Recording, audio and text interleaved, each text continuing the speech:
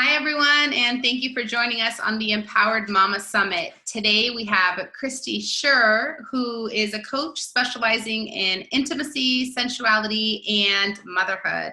Kristy, thank you so much for joining us, and I can't wait to jump in, but will you tell us a little bit about what you do? And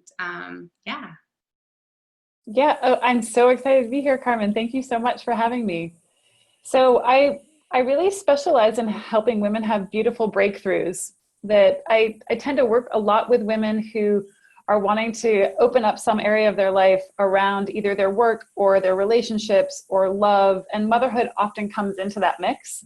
But really what I love to do is help smart, soulful women to unleash their passion and to really reveal the wild and powerful, potent, wise woman within. I love that. I love that so much. And I know that you and I have had a call, and I've had, amazing breakthroughs working with you. And I think so as part of the summit, right, one thing that we're kind of, hoping to teach the women that are watching is how to reclaim their power. And so, what does kind of, empowerment mean? And then I know that you kind of use that phrase, you like to turn women on to their life, basically, right? So they essentially fall in love with it. And yeah, so tell me a little bit about, what empowerment means, what it means to you, what, kind of reclaiming your personal power and how maybe they can get there. Yeah, I think that first of all, there's a lot of talk about empowerment. So it's a word that has been used so much that we can kind of start to gloss over it because it also sounds like it can be a lot of work. For me, what an empowered woman is a woman who is inner sourced. I think empowerment for me has meant learning how to stop taking in like an external idea of who I should be, what I should be, how I should live, what I should look like, how I should mother, and start to have my inner, like have my own inner compass. So I think an empowered woman is a woman who's able to really to feel really firmly rooted in what her own desire is, what her own beliefs are, and she actually feels that. It's like when I work with women, it's a lot of it is about being able to feel more deeply, just to be open to feeling more and seeing the places where we kind of get pulled out of ourselves by looking outside. Yeah. Yeah. I love that. And I think that's so great because a lot of it is, as we kind of, when we, at a young age, we are, fully in our own power, right? We learn and are taught and conditioned to kind of be a certain way. And as we go through school and the educational system and then, into adulthood, and we have to get a job, and then we have to, we're supposed to do things a certain way. And there's these expectations that other people have of us and how we should be living our lives and how we should be mothering. And we lose, kind of that connection to our inner self and what's important for us. So what are your thoughts around that? And well, I mean, I'll tell you just so like, I have two boys. I have two sons who are 18 and 20. So my early experience of motherhood was really angst ridden. I mean, I really experienced early motherhood as being really very lonely. I mean, I'll just say it, like, it was lonely, it was brutal, it was raw, and I was under supported.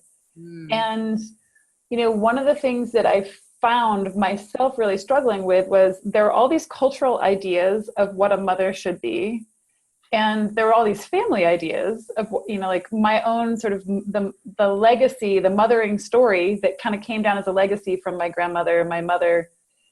And I didn't realize how long I was actually trying to live up to some idea of what I should be as a mother. In actual fact, I was not an earth mother. I was not the kind of mother who loved to sit down on the carpet and play with blocks and Legos for hours. That was not my thing. Like, I'm an Aries mother. Like, I want to be out, like, exploring. I want to be conquering new horizons. And I actually had to get okay with the fact that I was not going to be the kind of mother who, and I don't begrudge Montessori at all, because I would have sent my kids to a Montessori school had that been an option. But like, I was not that kind of like, oh, I'm going to spend hours and hours and hours, like playing. Like we read to our kids all the time, but my favorite thing to do was to take them. I actually literally put them on my body and I was out. Like we went out exploring, and I had to actually come to terms with, you know, that this is actually the kind of mother that I am. And there may be other mothers in the world. In fact, it's really good that there are all sorts of other kinds of mothers in the world. Some are that kind of earth mama that's like the one that you go, that's like you sit on her big cushy lap and she just loves on you. And there are other mothers who will like really help you come into your own power. And that was the kind of mother, that is the kind of mother that I am. And I think we learn who we are by, you know, by the experience, and then beginning to accept that. And I had to do a lot of my own mindset work around, like, I'm not the kind of mother that my mother thinks I should be. I'm not the kind of mother that my grandmother thought that I should be or might have valued. But the things the best that I have to give my children is the most authentic, truest part of me. And they will actually, I really trust, like when I was doing a lot of healing around my own mothering story, yeah, I actually created this mother altar where I could sort of put all of these images of different kinds of mothers and mothering relationships, and started to see like that the entire world could actually be my mother in a way. And my children would be mothered by other women. They'd be mothered by their experience in life, and they would get something that I couldn't give them. And I had to trust that that was okay. And what I had was more than enough. Yeah, I think that is so amazing because I'm a first time mom. My daughter's only 2, so I'm brand new to this, and it is just the very beginning, and I have, no idea what I'm doing, or at least I don't feel like I do, and I just kind of wing it and go with my gut, right? But there's so many times, even with moms who kind of fall into like a bit of a postpartum depression, or, just feeling like there is no instruction manual. There's no, no right way to do it. There's so many, judgments, breastfeeding is best, formula, like all of these things, but knowing that whatever you can give of yourself is absolutely the best and is more than enough for your, your child or your children.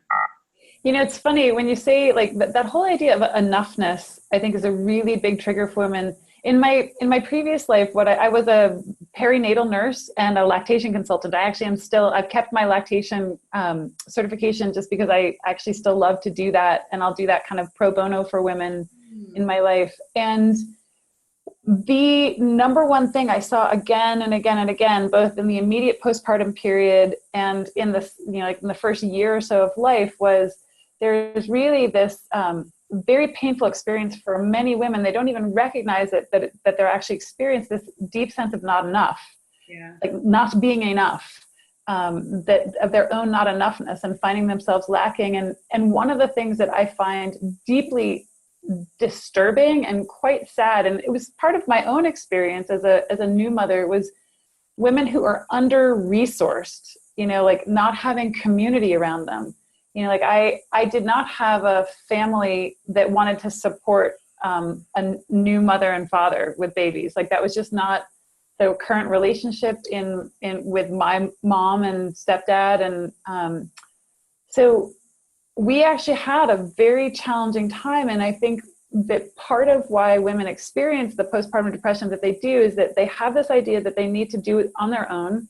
I think that's a toxic idea for women, that we have to do this on our own. We will always feel like we're not enough. Like we're not actually meant to be up to the task of doing anything on our own, particularly mothering, but we expect women to mother in isolation. Like we expect women to know how to breastfeed, and women will tell me again and again, like, oh, it's natural. I should know how to do this. Like it should come naturally.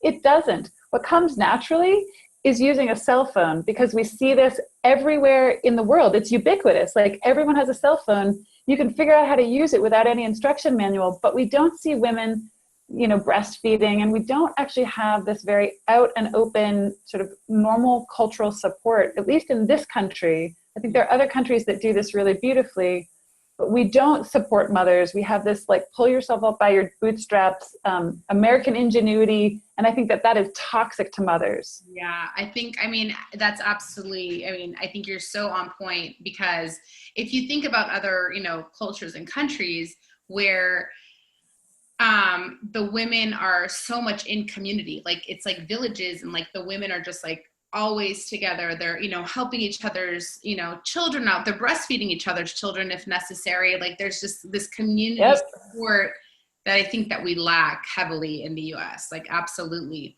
But so tell me a little bit about how you went from kind of, your previous life to the coaching, and, was there a turning point in which, you felt like you needed a more purposeful life, or, more intentional living, and kind of how you transitioned to the coaching that you do now?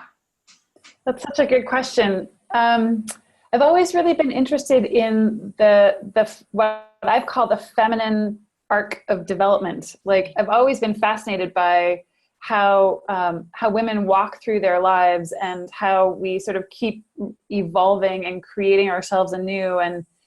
And when I went into nursing, I knew that I wanted to work with women. I actually thought I wanted to become a nurse midwife, but I realized that I cannot actually tolerate night shifts. So I went into postpartum and neonatal nursing. And then I started to specialize in breastfeeding and working with breastfeeding moms, because what I found is I really have a particular love for and genius for intimacy, for really creating a connection with somebody else. And I always wanted to have sort of like the deeper, meaningful conversations. And when I would work with women and men too, because, fathers are part of the breastfeeding experience, but when I would work in a hospital room, one-on-one with a mother and baby, or I would work in the NICU with a mother, it was oftentimes what I found was she already knew, like moms, like women know what they need. But very often what they need is, in order to remember their own truth, to access their inner wisdom, they just need someone to hold them in a space of witnessing that with love and like no judgment. Like I think a woman knows how to claim her own power, but we often need someone who can hold us and see us in that way of saying, yes, you have the right to claim your own power. We need an initiated woman, like a woman who has stepped into her power to help initiate us into our power. And that was actually the quality of the interactions with patients and clients that I love so much. And I wanted to have more of that and less of like the breastfeeding or like the working with moms and babies was sort of, it was the context in which I could actually do the work of helping a mother really learn what does it mean to have intimacy with herself, to really love herself deeply, to love herself to her very edges, and approve of herself so much that she could give everything she had to give to her baby. Or, in the same sense, like how to love ourselves so deeply that we don't hold anything back from the world, from our work, from our partners.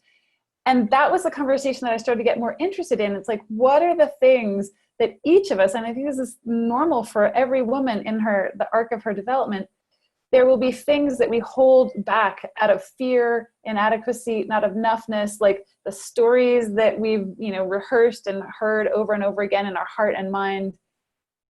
And I started to have experiences of coaching women, one-on-one, and found that it was like the best use of me in the world was to witness another woman and hold her in that place where she could let go of what was holding her back, the ways that she was not able to give all of herself into her work or, her mothering. So I don't know if that answers your question, but it's just, for me, it's all about intimacy, in the sense of being in a deep, meaningful, and expanded relationship. Yeah. Awesome. Yeah. And I think that's such a great point too, that, women, we do hold back. Right. So I know, like, I'm guilty of it. It's something that I'm working on, and I think, just women in general, kind of, we hold back and again, back to these expectations that other people have of us, but essentially coming into our own power, just fully loving ourselves so that we can take charge of our life and live it on our terms in whatever way that means. And the way I live my life is going to be different from yours, and yours different from the next woman. And it's totally fine and it's acceptable. Like, there's no judgment there or anything, but being fully in your power and being able to step into that and, be open to it, I think is so, so important. And on that, right, and stepping into your power and kind of, taking control of your life, living on your terms, all of this is, and as moms, we're always striving to be the best mom we can be for our children, right? Mm-hmm. And, we want to create a life that's great for them. And in doing so, obviously the word legacy comes up. That's the work that I do. And, leaving our imprint, like if something happens to us, how will our children remember us, and what are we doing, on a day-to-day basis? So what does legacy mean to you? And, how do you say that reclaiming your power or owning your power, kind of ties together?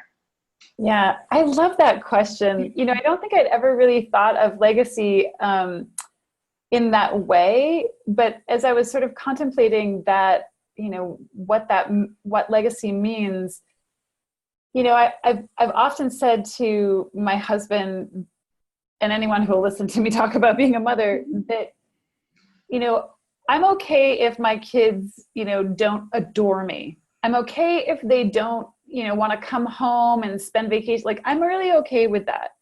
What I want most for my children is to be able to go out into the world and be a happy human being with meaningful relationships. Now, I would really like I would really like them to have a meaningful relationship with me, but I will feel that I've done my job well if my boys love each other and they find deep, meaningful, sustaining relationships with other human beings in the world. And I could live with anything that might come of my relationship with them. Because, both my husband and I have had fractured relationships with parents. And so it was in my mind, like, it could be that, who knows, like, there are lots of families where estrangement is a common experience. I think a lot of families have estrangement experiences. So there's a point in my life where I was thinking, okay, if I do anything well, it will be to prepare my children to be good lovers, in the sense of to love well, to know how to be loved and to love well. And I can tell you what really changed for me, I'll just be completely honest. I got sober about 10 years ago. And a lot of my early sobriety, I had to focus a lot on making amends to my children and how to be the kind of mother that they would actually want to come back to, that they would want to stay in relationship to. So I did a lot of what, in 12-step rooms, you would call clearing away the wreckage of the past. And I can tell you, I have a radically different relationship with both my boys than I did when they were, 8 and 10 or 10 and 12. Both of my boys spend a lot of meaningful time with me. They really share a lot of who they are. And so I feel like I'm starting to actually see the sense of this legacy. I see the kinds of relationships they create. I see the kind of work that they're doing in the world. My older son is really involved in social justice and both racial justice and gender justice. I'm like, amen, something like there's the legacy. Yeah. And both of them are really focused on how do I address inequities in how is it that we can all feel good in this culture. And so for me, that's what legacy means. It's if I did anything right, it will have been that I taught them how to love well and be loved well. Yeah. I love that you said that because, and thank you for sharing your story. But I think what I love the most about that is the fact that, for you, it's from what I'm taking is that your legacy is to raise great human beings that are going to go out into the world. And I'm not saying, and I feel like sometimes moms feel like that they need to be doing more. And I think that alone is a lot of work. So that, if that is your goal, bless you, because that is amazing. There's so many, not nice people in the world and unkind human beings, and so it's not, automatic that you're going to raise a good human being. That actually takes work and commitment and dedication to being, first the best version of yourself or improving yourself so that you fully, you know, love and accept yourself, so that then you can be that example to your children. I think that is entirely it. That, you know, when I mean, getting sober like clarifies a lot, but you know, I'd always worked on myself. I'd always had a spiritual practice, you know, so I wasn't somebody who was like, had a completely like derelict kind of life. Things always looked good on the outside. I was always striving. But what really became clear was that my work in this life was to really like release, you know, and transmute all of the ways that I was not able to love fully. And it's really only been in that process of loving myself deeply and learning, like, how do I do that on a day-to-day basis? And what does that look like? And what kind of boundaries do I need? And, you know, how can I really pay attention to nurturing and nourishing myself? Because I think that that's a really significant thing for women, is that we don't realize how much of a discipline it is to be a well-nourished woman, and that we have the right to it, that we have the right to have boundaries in our life so that we get well-nourished. And that when we become so fully inner resourced, we have so much more to give. And that I was going to go somewhere with something of that, because you had said something that I was like, oh, I want to pick up on that. And I just went all around the barn. But yeah.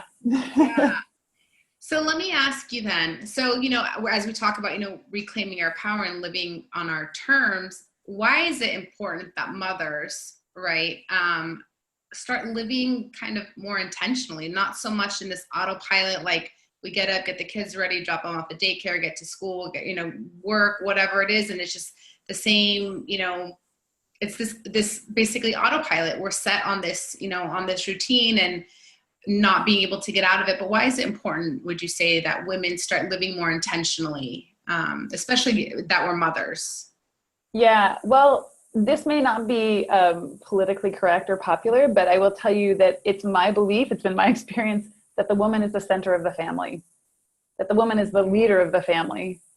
And whatever it may look like outside in like our, you know, in the outer world, you know, in politics or in corporations, the woman is the leader. And and just like in any leader, everyone will take their cue from her. So how your children treat you has everything to do with how you treat yourself and the expectation you hold for yourself. How your partner treats you has everything to do with the expectation of like how you treat yourself and the expectation that you hold for yourself. And when I made a fierce and firm commitment to not like, I'm going to get mine, because that was not at all about what it was, but it was like making a fierce and firm commitment to getting full, like really feeding myself all that I needed in every area of my life, including having a lot of pleasure, like daily pleasure, like massive doses of pleasure. I think that a lot of women are like pleasure starved. And one of the reasons it's so important, like if you're raising boys, then you're going to be training your boys for how to treat a woman that they love, or how to not treat a woman that they love. And I'll tell you, we do not need one more man in this world who takes a woman for granted or underestimates her or undermines her. We don't need another one of those. So I think women who really revel in themselves, relish themselves, honor and nourish themselves, and are full. First of all, we give from a place of overflow as opposed to a place of depletion. I think that that's a real trap for women, is that we give and give and give and give, and we're so depleted that we think that we have to give from that place of depletion. And it actually creates a lot of resentment and fear and guilt in our kids. Like, oh, you know, I know this is hard for you or whatever. It's like, I do not want my kids to ever resist anything I have to give them because they're afraid it's taking something from me. I want them to learn that giving comes from a place of like, I'm so full, this just spills out of me naturally. I want to feed the world on it. And I think it's also important, you know, whether your partner is a man or a woman, it's important that we kind of train our partners how to support and nourish us. And particularly for mothers, you know, like being the head of the family, like you better hope that CEO feels really, really good.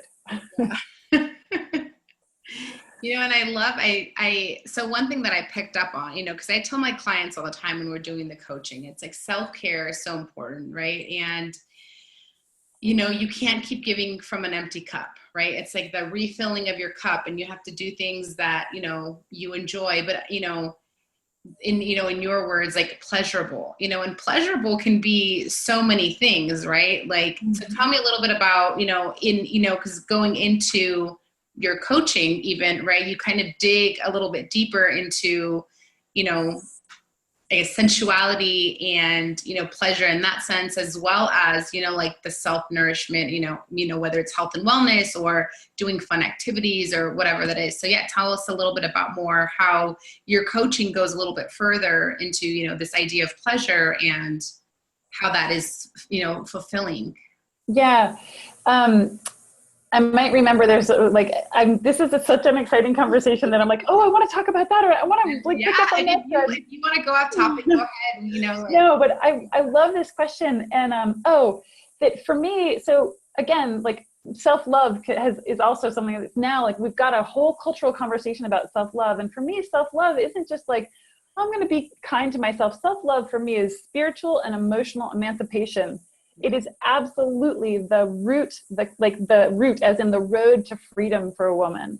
That a woman who is like fully, not just in love with herself, but able to like experience self-rapture is a woman who is spiritually and emotionally free. And that's the woman who has access to all of her creative power and all of her capacity to give, like on the biggest possible level, however that looks, whether she's the CEO of a business or, an entrepreneur, or that she's like the CEO of her family, whatever that looks like. And, for me, I've been on this sort of pleasure journey for the last 7-8 years. And it's been it's really been a journey. It's been a path, because I think that, I came from this very type A driven kind of like, I need to work harder kind of mentality. And I still have to work a lot at that. Like, actually, it's okay to feel more. I'd actually learn how to feel. But here's the thing that I teach, and this is like, I'm such like, I geek out on like anatomy and physiology, like as a nurse and as a yoga teacher, because I'm also still a yoga teacher, is that, we are sensate beings, meaning like we are sensing beings. We are beings that, we are feeling beings that happen to think, not thinking beings that just happen to feel. And sensate beings means that we actually navigate the world by our senses. And a lot of us live from here up. I mean, and for some people, there are really good reasons why we do not go anywhere below the neck in terms of feeling or like having physical body experiences that we're comfortable with. But I think a lot of women are so divorced from their own feelings that they can't use that as a way to navigate life. But the animal, and we're animals, the animal that cannot sense is actually a danger to itself and to its like tribe or pack or whatever. Like if an animal can't sense, it can't navigate safely through the world. It doesn't know how to do what it's meant to do. It doesn't know how to act the way it's meant to act. It doesn't know how to like feed itself the way. So in a lot of ways, like sensuality for me as a woman is about, I define sensuality as like, it's far more than just sexuality. It encompasses our sexuality, but sensuality is our capacity to feel without a story or judgment attached. Pure and simple, just feeling. Yeah. And the more sensually connected we are, we actually gain greater access to our intuition. Because have you ever heard a woman say, I knew it in my cranium? I just knew in my brain. No, we say, I knew it in my gut. Yeah. I know it in my bones. That's the body she's talking about. Yeah. So the more a woman actually can feel her body and enjoy pleasure in her body, she actually accesses a deeper level of wisdom, and she's actually going to change her whole physiology, because the thing that keeps a lot of us in our head is the sort of fight or flight, high cortisol, high adrenaline kind of living. And pleasure is actually works in opposition to that. So pleasure is where we're able to, like, we begin to relax. We have to relax in order to feel. We have to relax in order to feel pleasure. But when we experience pleasure, it actually secretes oxytocin, which is the hormone of bonding. It's called the hormone of bonding. It's also called the feel-good hormone. And it's the hormone that helps move us into the part of the nervous system that's called the rest and digest, or the parasympathetic nervous system, where everything starts to flow more. And so we're not struggling or fighting. And it's like, you listen to any of like the law of attraction. I'm sorry, there's a big truck right here. I don't know if it's really loud, but a little distracting to me. But like, if you listen to anything about manifesting or law of attraction, it's all about like going more with the flow. Well, oxytocin is all about the flow state. Like if you're a skier or a surfer, and you kind of get into that zone where it's like, you're not thinking, you're just kind of flowing. That flow state is one thing that we can actually access through pleasure. And there's this inspiration, there's this sort of being so like on that we don't have to think anymore. And I think that that's actually a really great place for a woman to be, to access more of her deeper insight, her deeper intuition. Really, I think it's where women access their genius. So I'm a huge advocate of sensuality, and sexuality is one route to explore sensuality. And it can be a little bit,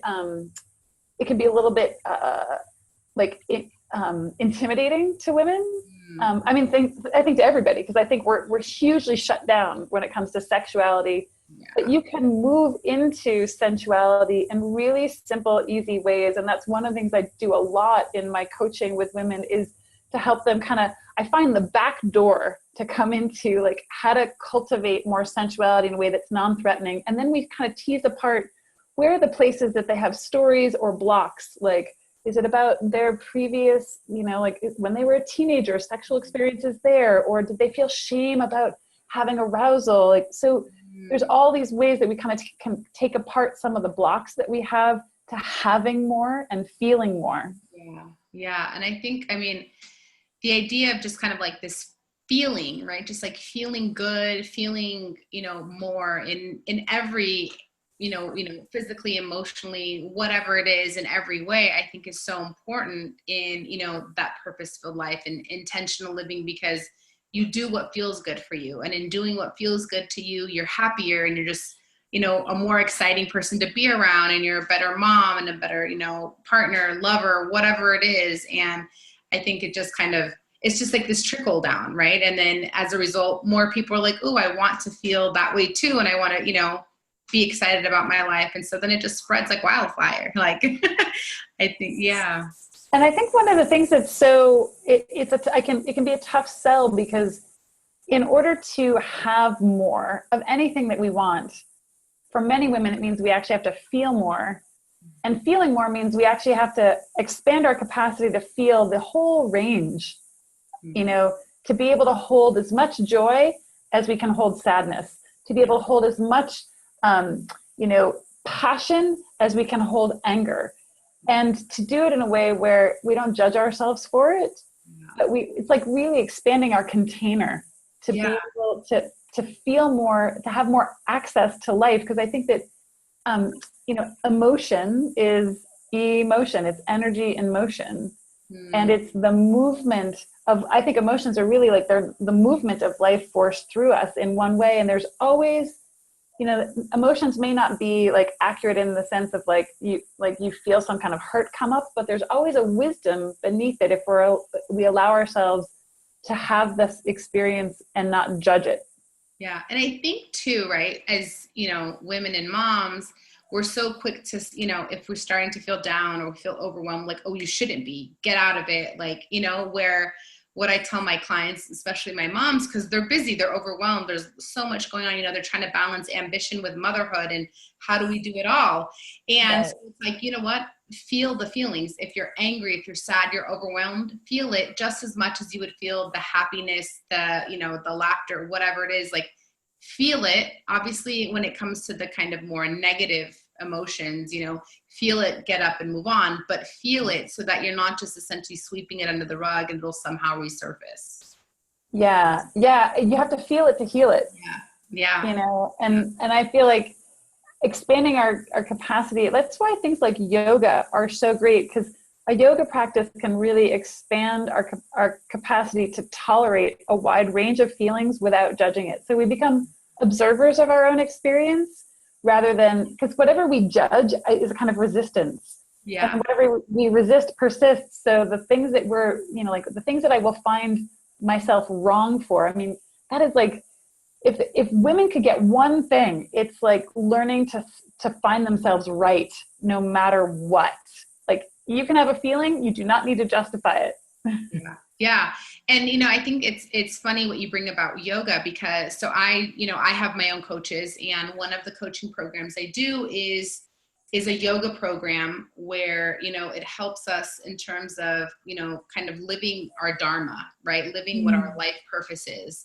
And I find that the weeks that I go, sometimes the months, sometimes where I'm not on the mat and I don't get down and out of my head and into my body, I become the crankiest, or, and then once I finally do, and I get into, pigeon, or I get into, some other, back bend really. And the emotions just kind of flow, because it's all of that pent up energy that has been kind of just stagnant and isn't moving, and I'm not addressing, because I'm like, I don't have time for this. I need to run my business. I need to be a mom. And, being a single mom, it gets even crazier. And so it's like, nobody has time to kind of, in my head, I'm thinking nobody has time, but I've gotten to that point now where it's like, I have to make the time for myself, because otherwise I will fall apart, and then it'll push me back, even further. So, yeah. Yeah. Well, what I say is feeling good is the fastest way to get things done. Yeah. Yeah. Yeah. And so it's like, you got to, because you'll end up taking will end up taking far longer to accomplish anything from a place of overwhelm and depletion and like freak out. And, the quality of it will be so different that, I think when I take the time out to, do my morning practices, or, make sure that I get on my mat, and I try to get on my mat every day, that it really, there is actually a biochemical shift that happens, but there's also the emotional, the spiritual, like it happens on every single layer of our being. And I think, we are such a culture that really sort of prides ourselves on sort of like that masculine ideal of logic and strategy and like, having a plan and sticking to it. And so it's very counterintuitive that actually taking time to step away from everything every day, and that you have this little oasis for yourself, is actually one of the most profound investments you can make in your business, in your body, in your family, in yourself. But like, if you're a business person, it's actually one of the smartest investments you can make in the long run. Yeah. Yeah. And I think that, that's absolutely correct. Like, I just, the yoga, it does amazing things, right? I can't even explain it. I mean, you're a yoga instructor, but, in terms of going back to like the the logic and this like math, because I come from a very masculine, energetic, profession. And I think growing up, I've been like that, as an attorney, it's just all this logic, all this left brain, like it's all of this, have a plan. And even as an estate planning attorney, right, we're creating a plan.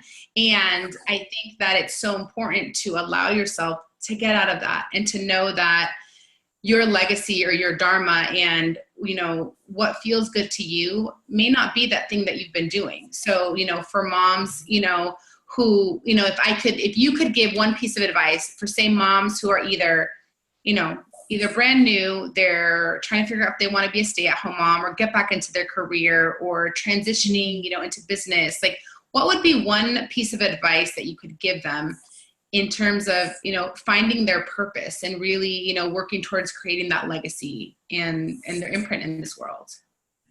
To narrow it down to one piece of advice, I'm like, I know that's tough. So I think I actually do have one piece of advice, and I think that this would help moms at any phase, and that is to get into relationship with other awakened women, whether that's with a really good coach or in a circle of women. And I actually recommend both, that you work one-on-one with somebody who can really be a reflection for you, because what I find is that women learn in two ways. They learn by they learn by resonance, meaning they learn by being in the environment of something that they are moving towards. And we kind of learn the moves by watching other women do it, by watching, like, how does she do that? Like, how does she embody that? And we learn by kind of being steeped in it. And the other way that we learn is we learn by relationship. And so I find that women really learn who they are more by feeling themselves in relationship to other women. And by feeling themselves, what I mean is we need to hear ourselves speak. We need to speak our truth and be witnessed, not held to it. Because I think oftentimes we'll speak our truth and we realize as soon as we say the feeling, it's like, oh, now I feel better. And we have some insight as to why we were stuck in that place or why that feeling was so potent. And we start to see the meaning. But that's something that happens in relationship with, like, that's why I love women working with great women coaches. That's why I coach. That's why I have a coach. And also why I love women's circles and why I hold women's circles, because I believe that there is a medicine in sisterhood. And that is the most potent medicine for a woman to become more of who she's desiring to be. She knows it's in there. And the way we find that is to come into community, into relationship with other women. And that's the one thing that I think is most difficult for many women to give themselves, is to actually get fully resourced by being in connection and community, in intimacy with other women. There's a lot of fear. There's this whole culture of competition, and this idea, like the sort of masculine idea of like bootstrapping it, and like, you know, that sort of American ingenuity that really has women, I think it has women sort of like snookered, you know, like really like hung up on the idea that they've got to do it alone. And I think the truth is women are not meant to do it alone. And the woman who does it alone is at the highest risk for things like depression, all sorts of other diseases. Like, you know, I'm not going to say that this is going to sound crazy woo-woo, but like thyroid issues, breast cancer, hormonal issues, reproductive issues, all of those things are related to inner resources being utterly depleted on a physiological level. And the sooner a woman can get herself into connection with other women and ask for support and allow herself to be supported, I think that's the woman who makes the transition into the next level of creation for herself with more ease and more pleasure. Yeah, I think that's key, right? It's, you know, actually receiving it, because it may be, you know, you get the courage and you're like, okay, I'm going to ask for help. It's like, but now you ask for, you're like, forget it, I'll do it myself. And it's like, no, you need to ask and then also be willing to receive, and working on that, right? It's more that feminine, you know, receiving energy. And I love what you said about in terms of like the dis-ease, right? Like the disease. And I have Louise Hay's, you know, You Can Heal Your Life, where it's, you know, everything that you come up, you know, your body is physically reacting to something, and there's a reason. And every time I kind of go and look up my symptoms or whatever it is, you know, I'm diagnosing myself. But you know what I will tell you is that, and it's not that, you know, I don't ever go to the doctor because I'm not sick. And it's because I go through and I'm like, okay. And you know, I start feeling sick, or I get, you know, something, you know, ache in my back. And I'm like, okay, this is why. And I do some affirmations and shift my mindset and my thinking. And within a couple of days, I'm like, okay, brand new, you know, and it's amazing. So, you know, being in connection with our body and just the feelings, I think is so, so important in, you know, for life, like in being successful and happy and in creating that legacy. So, yeah. And the other thing, you know, I'm just going to give a shout out to my mug. I know this is backwards, but it says, trust yourself. Yeah. I drink out of this mug every day. And one of the things that I think happens as a result of women working with other awakened women is that we start to learn how to trust ourselves and to trust what we're feeling, to trust our feelings as a source of intuition, or as a source of information and wisdom. And we learn to trust our own process. You know, we learn to trust how our own path is unfolding, and that there's no wrong way to do it. Yeah. And I think that, you know, and to touch on that is you know, for me, when I attend retreats or I do in-person workshops, because I host the workshops, or if it's, you know, something like your women's circle that you host, you know, it's like that women coming together in community in support of each other with no really ulterior motive or agenda other than to support and hold space for each other. Amazing things happen, and women are then able to trust themselves because they know that they're fully supported. So yeah, I think you're right that the key ingredient for a really good women's circle or a really good coaching relationship is recognizing that both people recognize that no one is there to be fixed. yeah. That's another way that we really learn to trust ourselves. And I think that for some women, you know, this is certainly true for me for a period of time, you know, like looking for ways to fix the ways that I'm wrong. It's like, you know, if we get affirmation that, yes, you're broken in some way, we can't trust ourselves, you know, and that's part of like, goes back to that first question you asked about, like, what does it mean to own our own power? It's like turning that, like that we ourselves own the conditions for our safety. We own the conditions, you know, we ourselves possess the conditions for our own knowing, and that we're not looking to somebody else to fix us, solve us, make us feel better. Yeah. Awesome. Well, thank you so much. That was amazing. And This is great. I love it. So I love, you know, like I love doing these interviews because it's like, I get to connect with people that I wouldn't, you know, women that I wouldn't necessarily do. And we're spreading this message of, you know, just claiming your power and living with intention and, you know, this idea of legacy, and it's amazing. And thank you so much, Kristy, for you know, all of your information. And if you guys want to reach out to her, I'll share her contact information with you all. And stay tuned for the next interview that'll be happening tomorrow. Take care. Thank you so much. Bye. Bye.